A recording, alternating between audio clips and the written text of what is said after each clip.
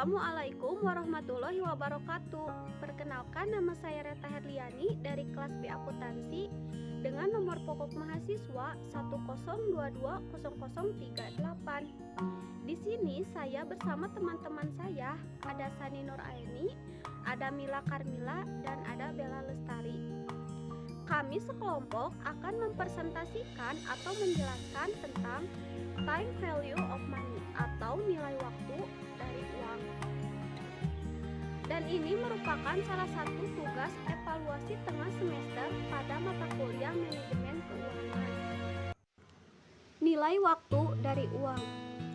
Nilai waktu dari uang adalah suatu kerangka dasar pemikiran terhadap suatu keputusan atau kebijakan dalam keuangan modern. Dengan arti sederhana, dapat dikatakan bahwa uang memiliki nilai waktu. Konsep nilai waktu dari uang. Konsep nilai waktu dari uang berhubungan dengan tingkat bunga yang digunakan dalam perhitungan aliran kas.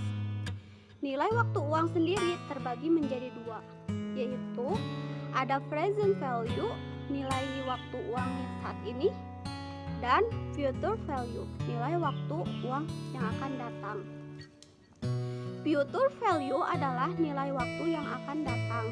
Contohnya yaitu uang Rp1.000 pada saat ini akan berbeda dengan uang Rp1.000 dengan 5 tahun yang akan datang. Rumus dari nilai waktu uang yang akan datang atau future value adalah FV sama dengan PO 1 ditambah R pangkat N. Ada beberapa parameter yang ada dalam fungsi future value, yaitu rate, tingkat bunga pada periode tertentu, bisa per bulan ataupun per tahun.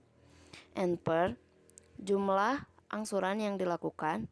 Present value atau PP, nilai saat ini yang akan dihitung nilai akan datangnya.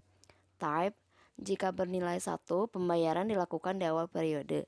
Jika bernilai 0, pembayaran dilakukan di akhir periode. Assalamualaikum warahmatullahi wabarakatuh. Perkenalkan, nama saya Sani Nur Aini dengan NPM 102200066 dari kelas B Akuntansi. Di sini saya akan menjelaskan materi lanjutan yang Teteh sebelumnya jelaskan juga. Di sini saya akan menjelaskan materi tentang present value, yaitu present value sendiri merupakan nilai sekarang dari pembayaran masa yang akan datang.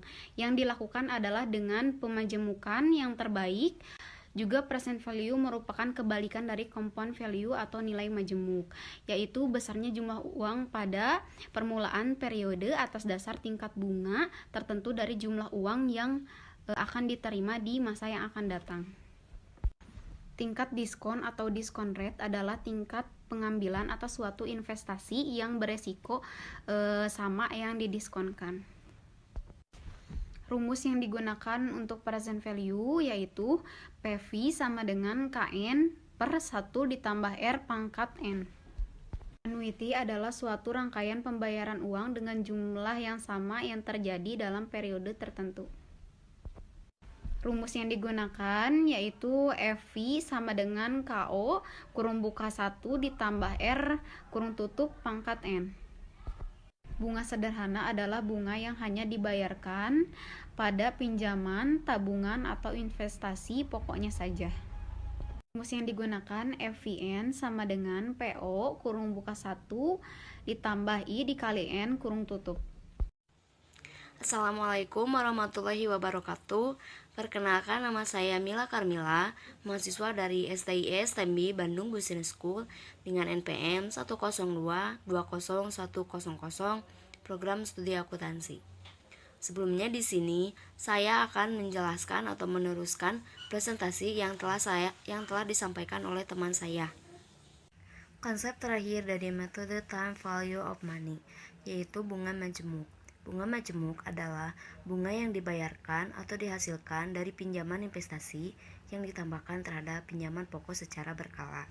Rumus yang digunakan yaitu FVN sama dengan VO 1 ditambah 1 pangkat N.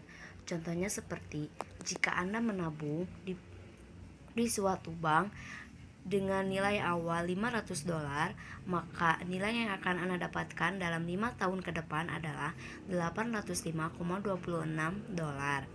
Selanjutnya yaitu tentang kriteria investasi. Dalam mengukur atau menilai adanya suatu proyek yang akan atau telah didirikan, terdapat beberapa kriteria yang digunakan. Antara lain, satu yaitu Net Present Worth atau Net Present Value atau NPV.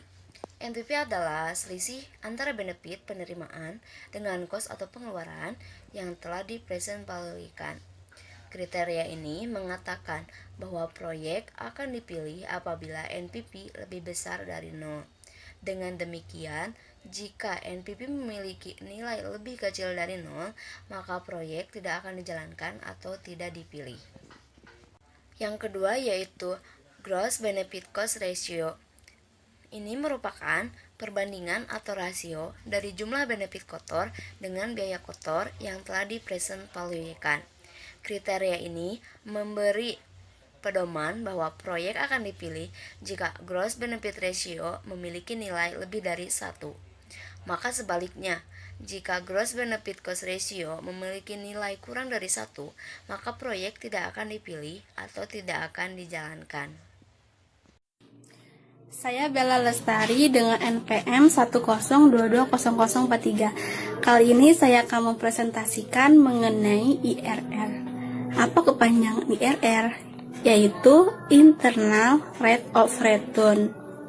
Apa itu Internal Rate of Return? Yaitu tingkat bunga yang menggambarkan bahwa benefit penerimaan yang telah dipresent valuekan dan cost pengeluaran yang telah dipresent valuekan sama dengan 0. Apa kegunaan IRR bagi proyek? Sama dengan nama kepanjangan Internal Rate of Return, IRR ini menunjukkan kemampuan suatu proyek untuk menghasilkan return atau tingkat keuntungan yang bisa dicapainya. Adapun kriteria investasi IRR, yaitu jika IRR lebih besar dari tingkat bunga bank, maka proyek itu dapat dijalankan. Namun sebaliknya, jika IRR lebih kecil dari tingkat bunga bank, maka proyek tidak bisa dijalankan. Setelah membahas mengenai IRR, selanjutnya kita akan bahas mengenai payback period. Apa itu payback period?